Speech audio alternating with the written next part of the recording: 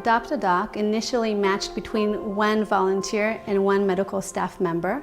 That volunteer inquired, what are your needs? What do you need help with? And they would offer babysitting services and home-cooked meals and taking groceries to their homes. And also even we had some volunteers who offered their own personal parking spaces in Tel Aviv and in urban cities. So that doctor would come back home from a long shift and would have to circle around the neighborhood to look for parking. And eventually we had 1,200 doctors who had volunteers that would take care of all their personal needs.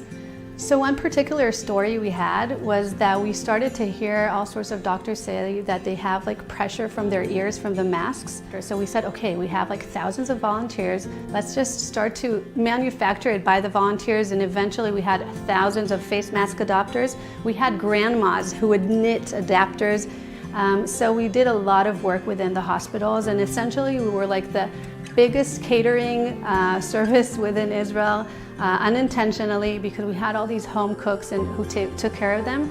And I think that eventually the doctors understood this kind of passive forward system in which they're happy, their tummies are happy, you know, they have face masks on them, their kids are taken care of, and now they can really perform what they're here to do and act as professional as possible. So I think that that was kind of the aha moment for them, understanding that, you know, this is an extreme situation. This is the first time, you know, in Israel that we're encountering this, and maybe they can lean on, you know, people who would like to offer them help. So that was very heartwarming. So I decided to help medical crews to feel our love and support by food. In, I think, 5 hours, we gave more than 2,000 falafel and fun and water to the hospital crews in Ichlov.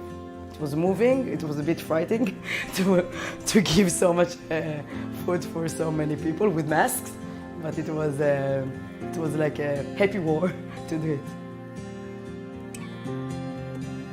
But then it got bigger and bigger because they told me we need phones and we need iPads because we need people to say goodbye from their loved ones.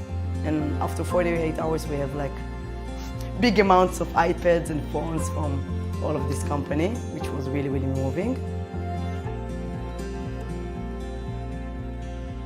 And then came all the medical equipment department. I love Israelis. I think that you can say a lot of things about Israelis, but I think they have passion and they have love, and when you move them, they can really show it, and they can move mountains. I thought people are contributing everything they can in order to show the love and show the support. I saw how people like me don't watch the news and creating good news and creating good environment and creating a good atmosphere. Instead of just sitting and frustrating, I just do.